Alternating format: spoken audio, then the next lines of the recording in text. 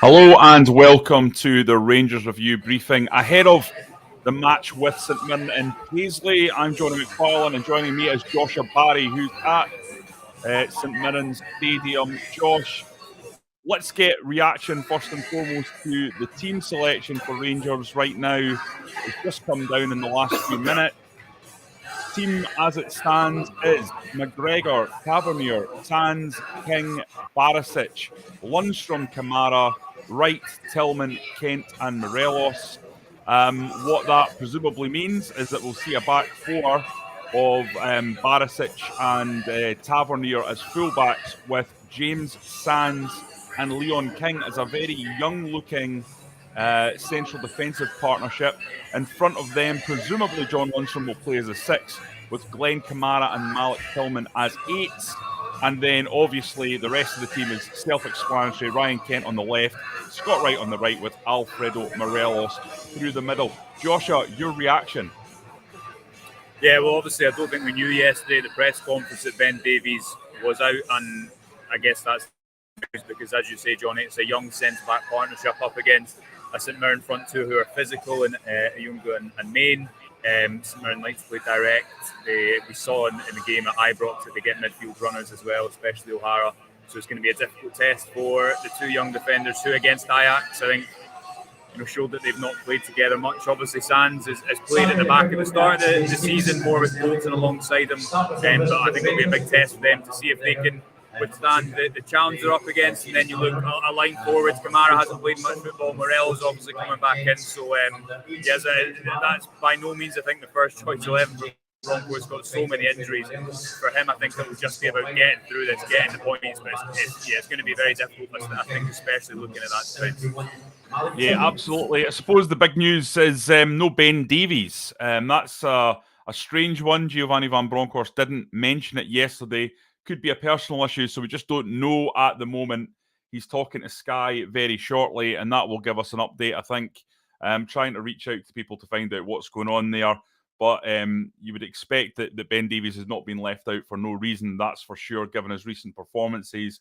For me, Rangers' best defender recently, very calm, capable on the ball, rarely looks flustered and rarely makes a mistake. He wasn't great against St Johnstone.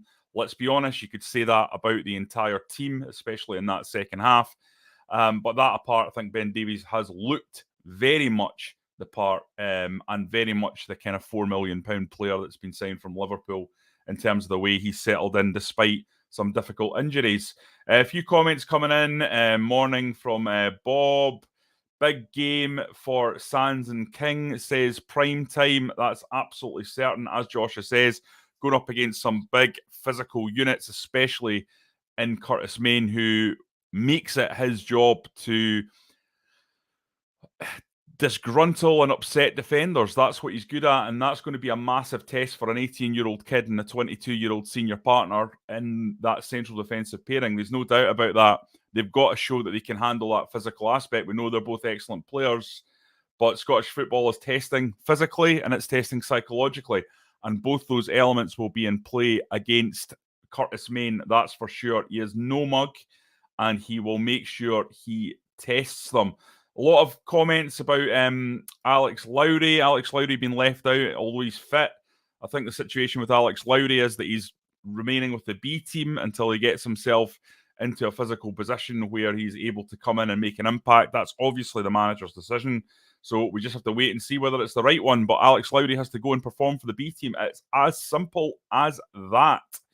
Got another one from JT saying, keep the zero. I think that's absolutely massive for Giovanni Van Bronckhorst today. He definitely needs to keep a clean sheet, but he also needs goals at the other end.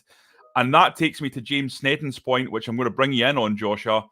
We need a statement from Morelos today. I've been very critical of him, Josh. I think this is the time that he needs to answer his critics. Yeah, no, I thought he looked sharper off the bench than he has in a while. To be honest, in midweek, Johnny, I know it was kind of a discussion post-match. Some people thought he hadn't done that much. I do think that it's been a low bar, Morelos coming off the bench, but I thought the team looked better, which part is opening up a little bit more plays into that. But there was that ball he played wide to Ryan Kent. that almost made it 2-0 when Arfield was at the front post.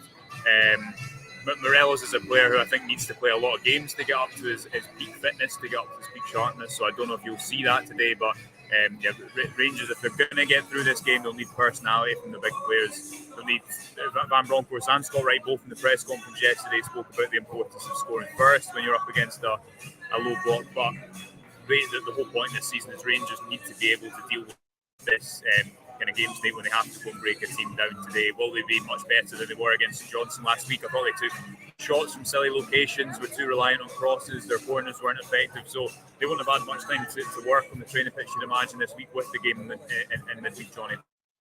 Yeah.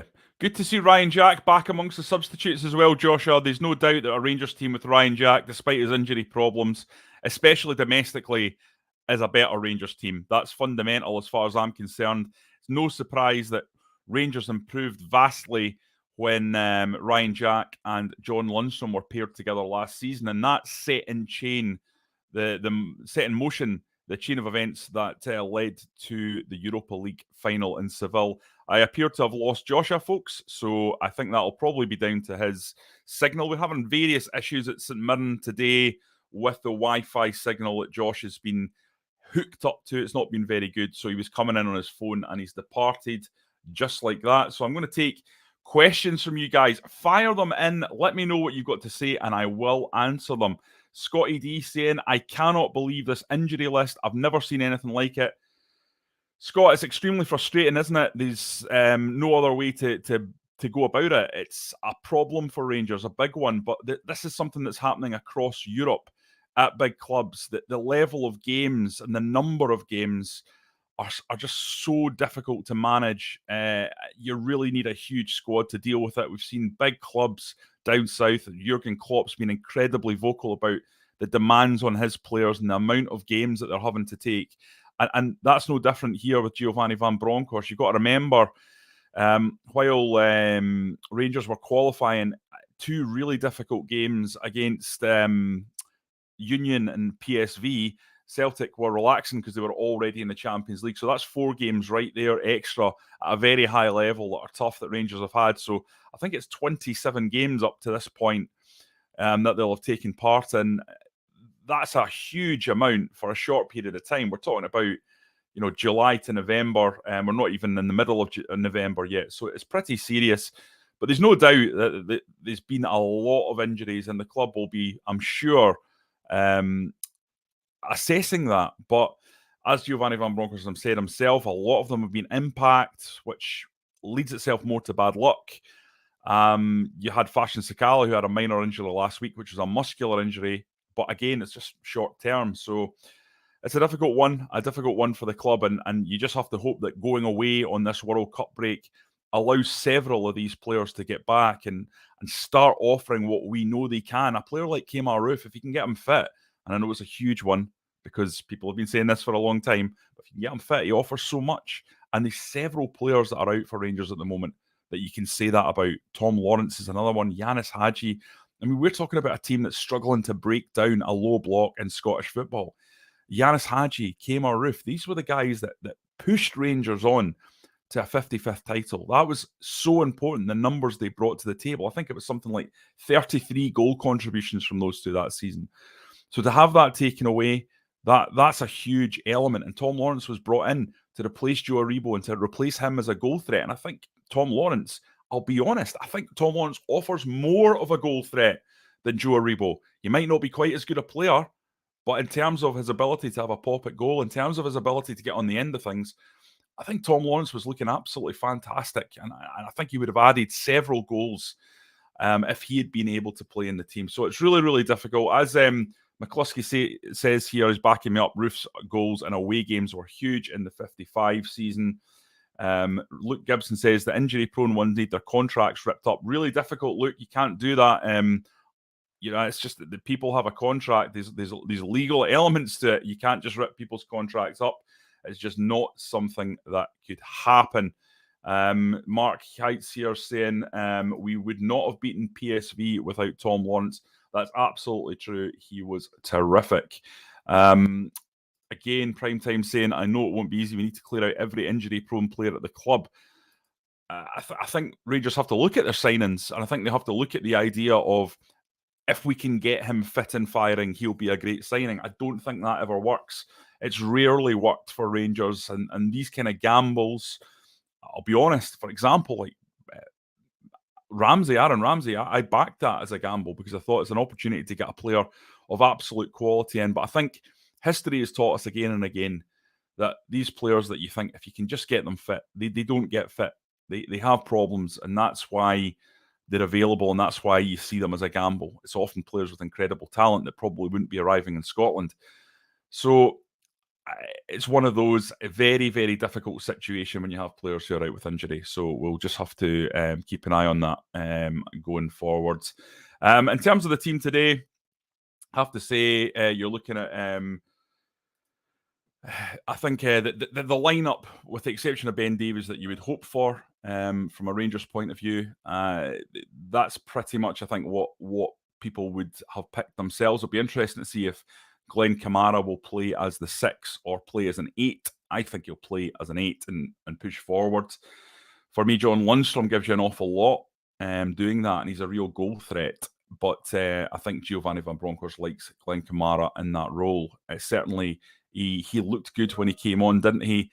In midweek, he added something to that team against Hearts, and you've got to think that he's played his way in. That's why he's in. It's the same for Scott Wright as well. Really made a difference coming on off the bench. And Scott Wright's a confidence player. If he's confident, he looks great. I don't have a problem with Scott Wright in domestic games. I think he's got the quality to create things. A bit like Ryan Kent needs to add more numbers. He needs to make more of his talent, because Scott Wright has got outstanding talent in his locker. It's just about doing it consistency. That's how you're judged as a Rangers player. If you're going to be a top Rangers player, you need to deliver week in, week out. We know the Richard Gough saying, at most clubs, you're judged on your last game. At Rangers, you're judged on your last pass. That's the demands and the standards of the fans. And Scott Wright's one that I think sometimes has allowed that to get on top of him a little bit. But he's got the talent to make real great waves, and I think be a really decent signing from a domestic point of view. So it's up to him, and he has to kind of grasp the metal, because it's all there for him. He's at a huge club, and I think he can make a difference. The other one, of course, is Alfredo Morelos. This is going to be a massive game to see what he can deliver. He's only scored 3 goals this season. It's not a lot for a player of his quality. In fact, it's minuscule for a player of his quality. Now, Antonio Cholak has obviously taken over the mantle as the number 1 striker, and he's not had an awful lot of opportunity, but that's self-inflicted based on his behaviour up until I think the PSV game, when he was left out for that crucial away game when Rangers reached the Champions League. There was a reconciliation after that, of course, but Alfredo Morelos has been chapping at the door, trying to get his chance, trying to get in. But Cholak has been pretty good for the most part. He's been quite isolated in recent games, and it'll be interesting to see what Morelos can offer. And I think Cliff makes a point here. Morelos still looks unfit. I don't think Alfie is as physically in good shape as he once was. There was a picture doing the rounds of him in 2017, and he looked incredibly physically good in comparison to how he looks at the moment. But there's also an argument that the experience of playing in Scottish football, you need to carry a little bit more weight. I remember Mark Hateley saying that to me when he first turned up. He was in very, very good condition for Italian football, but he just felt he needed to add, I think it was something like a stone to his frame to enable him to deal with the slings and arrows that you get thrown at you here in Scottish football, where it's a little bit more physically robust. So I think there's an element of that at play when it comes to Alfredo Morelos. Alfredo Morelos. Of that, there is no doubt. But listen, it's up to him. We all know what he can do. We all know Alfredo Morelos in his locker is the best player in Scottish football. But how does he get to a stage where he's happy within himself and performing to a level that we know that he can perform to? Well, I think a good start would be by giving it his absolute all today, by doing what he can do in terms of linking up the play, by bullying defenders, by being that rampaging buffalo that we saw so many times, especially in European football. But Rangers need that in the domestic league. Alfredo Morelos' top goal contribution, I think off the top of my head, is 17 or 18. I think it's probably 18 goals That's his biggest tally. And that's just nowhere near enough for a Rangers striker. He needs to do better than that. And he's getting to an age now where, you know, the expectation should be that he's coming to his peak and is able to do that. So I'd love to see Alfredo Morelos grasp the metal today and really, really prove what he can do. And I think every Rangers fan will be delighted if that happens. And nobody wants to see a bad performance today and a situation whereby the club is going into this international World Cup break in a really, really bad situation where you're gifting Celtic the opportunity to go 10 points clear. That would not be a scenario that is even conceivable. So it's absolutely massive for Giovanni Van Bronckhorst today. Listen, guys, I'm going to call it a day. It's hard work doing this on your Jack Jones. Josh is obviously not coming back on, given that his connection is so poor. So I'm going to call it a day and leave it there.